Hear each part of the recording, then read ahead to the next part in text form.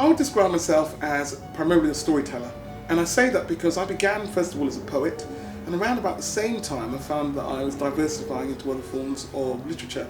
And one of the things that occurred to me when I was writing is that there are lots of different ways of bringing the magic of theatre alive.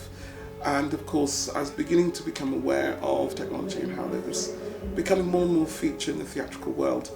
And I had a story idea which suited this kind of residency perfectly. The last blues song, or Lost Afronaut, was in many ways for me a blue sky project. One which I thought I would eventually do. I kicked into the long grass, but was hoping that eventually there'd be time and space for me to be able to make it a reality.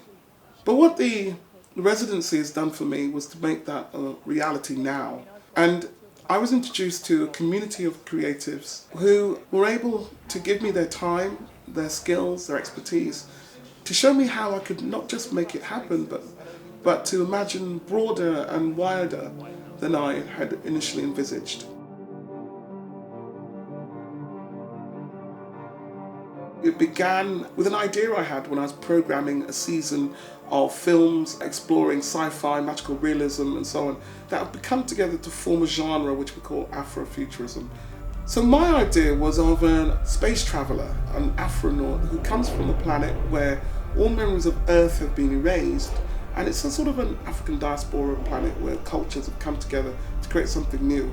And they travel through space and time and come to a devastated planet, and what they uncover on the planet is the story of their own origin, a story that's been erased, a story that has been put to one side because the ancestors, the founders of this planet, have been keen to reset the button around black identity, black consciousness, to escape some of the problematics of identity on Earth that have in many ways created challenges to an African diaspora sense of moving forward progressively.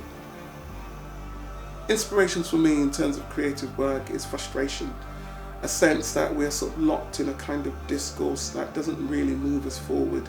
The binary of race, the binary of political ideologies that don't actually vision a new way of being in a different space.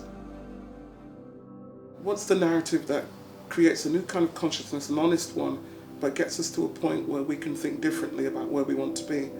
And I think without thinking about where we want to be and imagining that space, then in some ways we can sort of campaign, protest, bang our heads, and not know what it is we're trying to achieve. And I think that idea of a different space is integral to the vision of the work.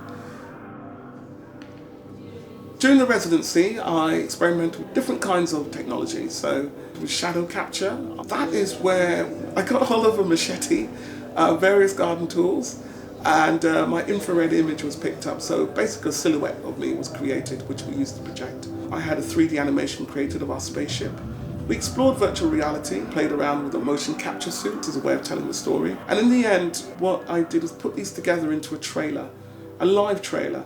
So the different elements that I'd explored, the aesthetic that I'd been working on the project, in terms of costume ideas, in terms of the look of the planet ideas, which gave us the opportunity to test the technology that we'd experimented with, to test the idea and to create a buzz around the audience. What we want to do with the next step of this project is to turn it into a full immersive performance, where the whole narrative is presented, the aesthetic is presented, and some of the technology that we want to use to really bring forward the magic of this story, which again is suggestive of the future, suggestive of an Afro future, of our Earth in a decimated state. Where am I? Where is this?